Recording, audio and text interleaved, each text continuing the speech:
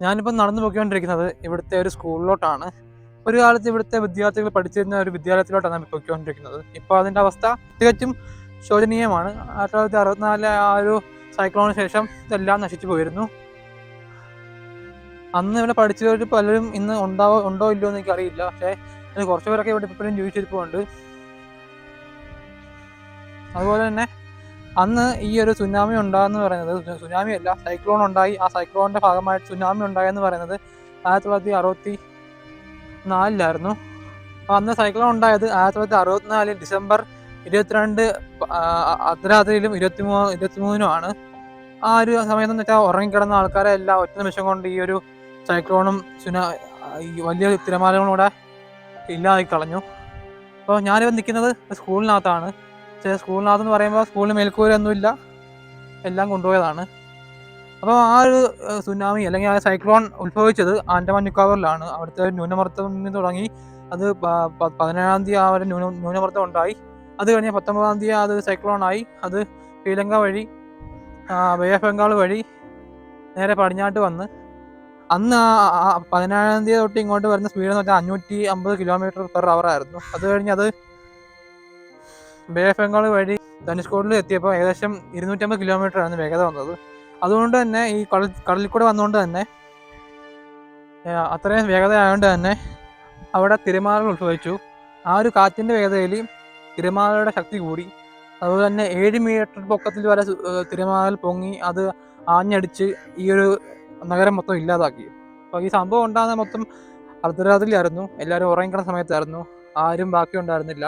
അതുപോലെ തന്നെ അന്ന് ഇവിടെ മരിച്ചത് ഏകദേശം 1800 ആൾക്കാരാണ് അന്ന് മരിച്ചത്. രാമേശ്വരത്തു നിന്ന് ഇങ്ങോട്ട് ട്രെയിൻ മാർഗമുള്ള യാത്ര ഉണ്ടായിരുന്നു. ആ ട്രെയിൻ പോകുന്ന സമയത്ത് പാമ്പം പാലം തകർന്ന് അതിലുണ്ടായ 115 ആൾക്കാർ മരിച്ചു പോയായിരുന്നു. അപ്പം അന്ന് ആ ഒരു പാലം തകർന്നതോടുകൂടി ഇങ്ങോട്ടുള്ള യാത്രയ്ക്കും ഒരുപാട് തടസ്സങ്ങളുണ്ടായി. അതുകൊണ്ട് തന്നെ രക്ഷാപ്രവർത്തനത്തിനുള്ള സമയം ഒരുപാട് കുറഞ്ഞു പോയി. അതുകൊണ്ട് ഒരുപാട് പേര് മരിച്ചുപോയി. ഇതിനകത്ത് ഇപ്പോഴും ഒരുപാട് പേരെ കാണാനുണ്ട്, കിട്ടാനുണ്ട്. അവരൊക്കെ എവിടെയാണെന്ന് പോലും അറിയത്തില്ല. മരിച്ചു പോയിട്ടുണ്ടോ അതോ വേറെ എവിടെ ജീവിച്ചിരിപ്പുണ്ടോ എന്ന് ഒരു ഐഡിയ ഇല്ല.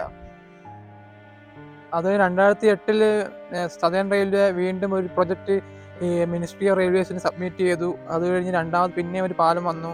അതിനകത്ത് ഒരുപാട് ഡെവലപ്മെൻറ്റ്സ് വന്നു. അതുപോലെ തന്നെ പമ്പം ബ്രിഡ്ജ് എന്ന് പറഞ്ഞ ഒരു ബ്രിഡ്ജ് വന്നു, ഒരു വാഹനയാത്രയ്ക്ക് വേണ്ട ബ്രിഡ്ജ് വന്നു. പക്ഷേ എന്ത് വന്നു കഴിഞ്ഞാൽ ഇപ്പോഴും ഈ ഒരു സ്ഥലം ജനവാസയോഗ്യമല്ല എന്ന് ഇപ്പോഴും ഇവിടുത്തെ ഗവൺമെൻറ് മുദ്ര കുത്തിയേക്കുവാണ്. കാരണം മറ്റൊന്നുമല്ല, ഈ ഒരു സ്ഥലത്തിൻ്റെ ജിയോഗ്രഫിക്കൽ സ്ട്രക്ചർ വെച്ച് നോക്കുമ്പോൾ ഇതിന് ഒരുപാട് മാറ്റങ്ങൾ വന്നുകൊണ്ടിരിക്കുകയാണ്. അത് ശാസ്ത്രീയപരമായിട്ടും അല്ലാതെ ഇവിടുത്തെ കടൽ കയറുന്നുണ്ട്, ഒരുപാട് കയറി വരുന്നുണ്ട്, ഇവിടുത്തെ ഏരിയ ഒരുപാട് കുറയുന്നുണ്ട്. ഭാവിയിൽ ഈ ഒരു ഏരിയ ചിലപ്പോൾ ഇല്ലാതാകാൻ ചാൻസ് ഉണ്ട്. അപ്പം ഒരുപാട് പ്രശ്നങ്ങൾ ഉള്ളതുകൊണ്ട് തന്നെ ഇവിടെ നിൽക്കുന്നത് ഒരുപാട് അപകടകരമായതുകൊണ്ട് തന്നെയാണ് ഇവിടുത്തെ വാസയോഗ്യമല്ല എന്ന് മുദ്ര കുത്തിയത്. പക്ഷെ ഒന്ന് ഓർക്കുകയാണെങ്കിൽ പണ്ട് രാമേശ്വരത്തെക്കാട്ടിലും ഒരുപാട് ഡെവലപ്ഡ് ആയിട്ടുള്ള ഒരു സ്ഥലമാണ് ഈ പറയുന്ന ധനുഷ്കോടി എന്ന് പറയുന്നത്. കാരണം മറ്റൊന്നുമല്ല, ഇവിടുന്ന് ഏറ്റവും അടുത്തുള്ള രാജ്യം എന്ന് ശ്രീലങ്കയാണ്. ആ ശ്രീലങ്കയിലോട്ട് പോകാൻ ഏറ്റവും അടുത്തുള്ള സ്ഥലം ധനുഷ്കോടിയായിരുന്നു. അന്ന് ധനുഷ്കോടി പോർട്ട് ഉണ്ടായിരുന്നു. പോർട്ടുമായിട്ട് ചേർന്ന് റെയിൽവേ ട്രാക്ക് ഉണ്ടായിരുന്നു. അത് രണ്ടും കൂടെ അവിടുന്ന് ഒരുപാട് ബിസിനസ്സിൽ ഉണ്ടായിരുന്നു.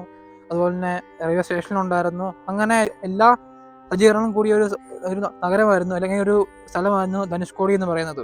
ഭൂമിയുടെ ഒരു വികൃതി കാരണം ഒറ്റ നിമിഷം കൊണ്ട് ഇല്ലാതായ ഒരു മനോഹര നഗരമാണ് ഇപ്പോൾ ഒരു പ്രേതാലമായിട്ട് കാണപ്പെടുന്നത്. അവശിഷ്ടങ്ങൾ മാത്രം ബാക്കി നിൽക്കുന്ന സ്ഥലം. അവിടെ ഇപ്പോഴും ആൾക്കാർ ജീവിക്കാൻ വേണ്ടി ഒരു സാധ്യത കണ്ടെത്താൻ വേണ്ടി ഒരുപാട് ജോലികൾ ചെയ്യുന്നു. ആ ജോലികൾ എന്ന് വെച്ചാൽ കൂടുതലും ഇവിടുന്ന് കിട്ടുന്ന കക്കയും കല്ലും അതുപോലെ തന്നെ ശംഖും കൊണ്ട് മനോഹരമായ ക്രാഫ്റ്റുകൾ ഉണ്ടാക്കുന്നു. ഈ കാണുന്ന മൊത്തം ഓരോ കടകളാണ്. അവിടെ എല്ലാം നമുക്ക് കാണാൻ പറ്റുന്നത് ഇതുപോലത്തെ അലങ്കാരങ്ങളായിട്ടുള്ള വസ്തുക്കൾ വിൽക്കുന്ന ആൾക്കാരെയാണ്.